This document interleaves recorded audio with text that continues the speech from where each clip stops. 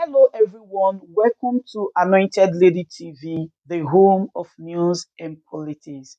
If it is your first time in this channel, you are highly welcome. Thank you so much for stopping by. And if you like what we do on this channel, hit on the subscribe button. Also put on the notification bell so you'll be notified by YouTube anytime we drop a new video. And if you are returning subscribers, thank you very much for always coming back to watch our videos. On this platform, we drop videos every day and we react to every video that come our way. And on this very video, I will be watching with you.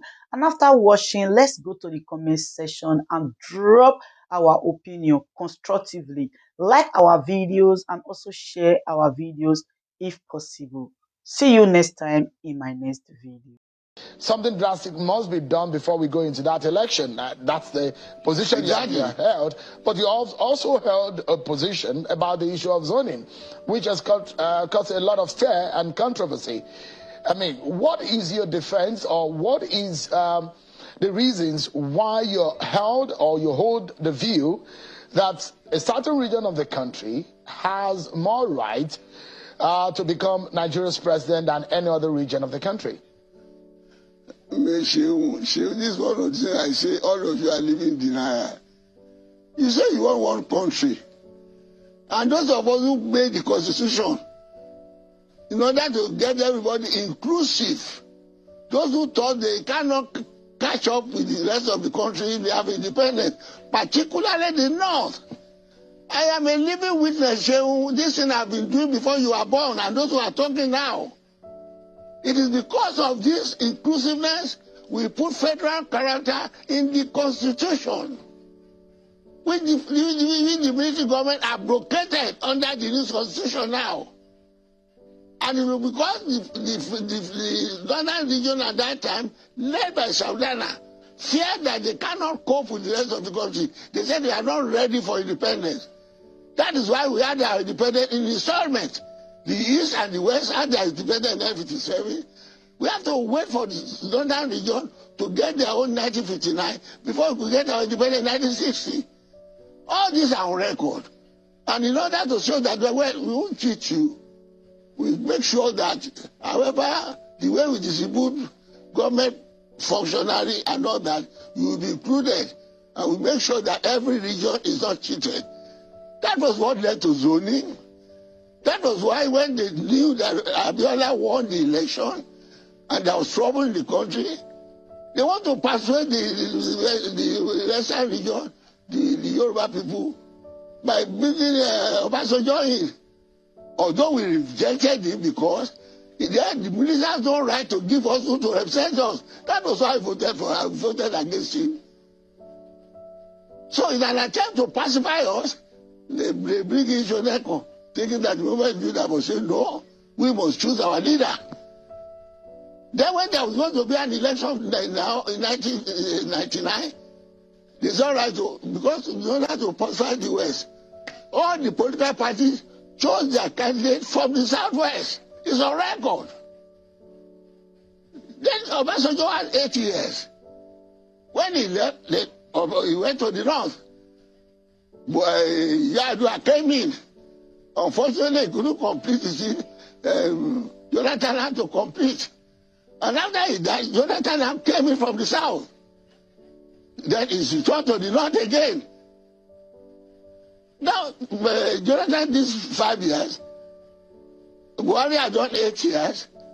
If you come back to the South, if you come back to the South, is it fair? Is it inclusive? Does it make for unity? For those who have had the share of being president in the South, to have it again? After Obasanjo has done 8 years, Oshibajo has done vice president 8 years, Jonathan has done 5 years.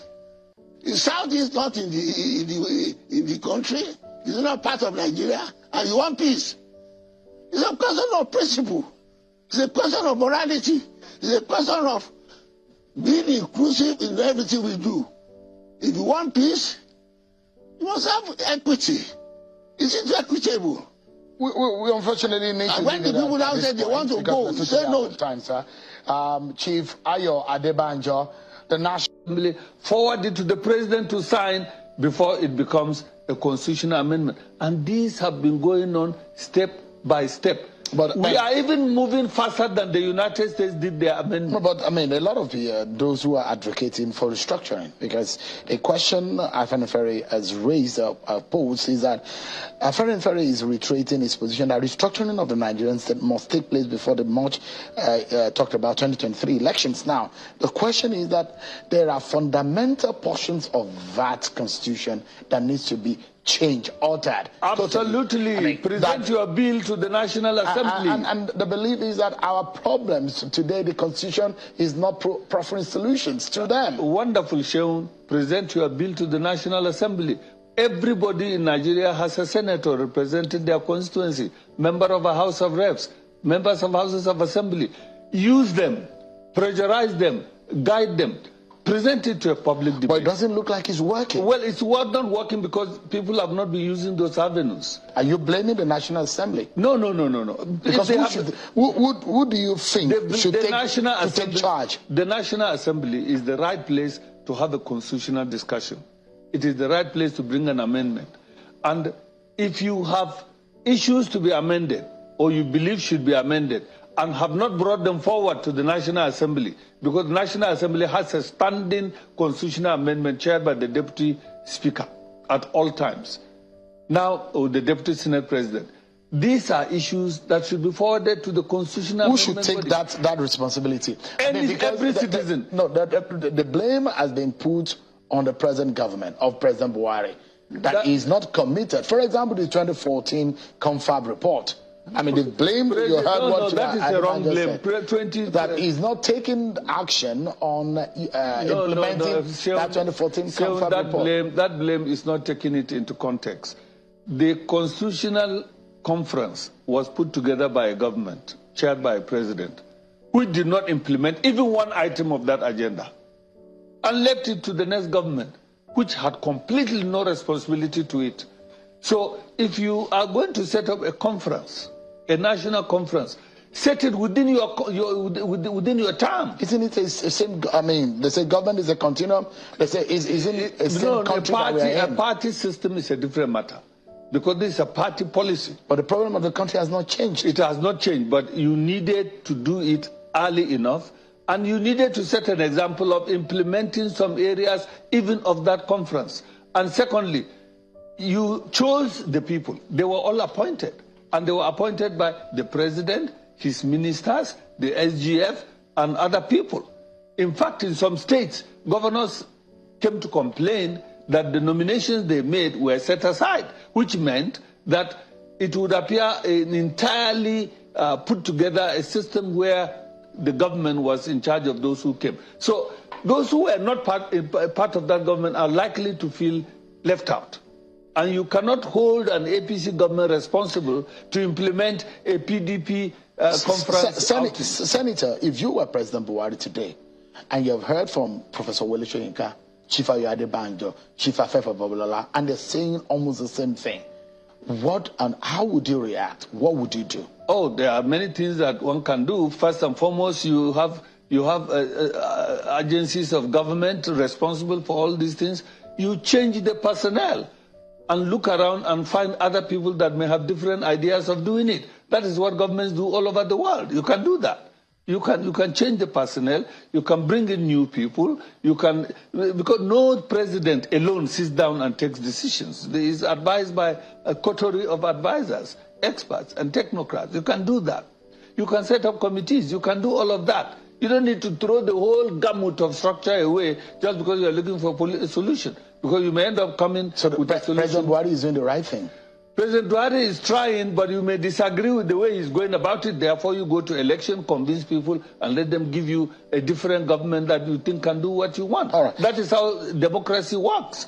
There are people who will disagree with the way he's going about it, and many have done that. Right. The point I'm making is that this is the best opportunity to go to the democratic process and put in place an argument for other political parties, other political individuals to come forward offer their suggestions, and have an election that will produce a government. That's what democratic governments do all over the world. I'd like us to anchor on one of the issues raised with Chief Adebanjo, and is that of zoning.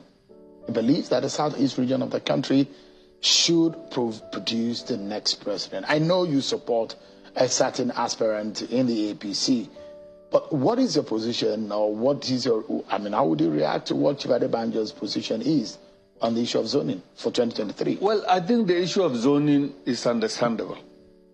But we must look at the fact that the issue of zoning first arose within the context of the military era, and then the context of the crisis of June 12. Now, the way the zoning has been crafted now is looking like it is going to be almost by fiat. Zoning is a matter that should be discussed among political parties and arrived at within the consensus of political parties, and not to be forced or compelled on the political personnel or the individuals or government to enforce it. You will see that even the party that champions zoning, which is the PDP, eventually itself has virtually set it aside, because those who are championing zoning have not canvassed for it enough, or with enough energy, or with enough conviction. And so it has not, it's a democracy, and it is what the majority of the people want. For fairness and justice and equity, do you think the Southeast this time around should have a well, shot? not only the Southeast, the North Central has not had, even the Southeast had a president. The North Central did not have. Fairness and justice required that they too should have. Fairness and justice required that Northeast should have, although they had a prime minister. But I can tell you that fairness and justice, not just the Southeast. They are talking about it, they are right, yes, but North Central has not had anything at all. So it's even more in deficit of representation in government than Southeast. So if it is fairness and justice, the broom will have to sweep very far. What I'm saying is, all the rights of people who want a representation in government are valid. But we have to look at certain representation. Under the government of President Goodluck, the dominant zone in that government was the Southeast. They practically dominated 90% of the economy. Completely. People did not complain. They gave them the right to do that because some of them were competent, qualified, and were appointed to those positions. But they did not scream to high heavens. Now, politically, there are also people from the Southeast and other zones who are everywhere.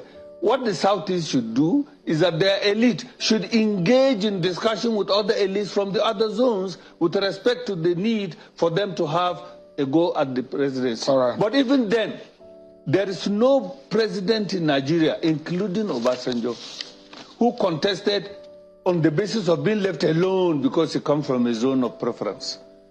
When General Obasanjo contested, there were other people who were not from the Southwest that stood election with him. I remember Rimi came out and contested with him in Jos. Yeah. I was at the convention in Jos. Rimi contested. Later in the next election, there were other contestants from the North that came out, despite the fact that this thing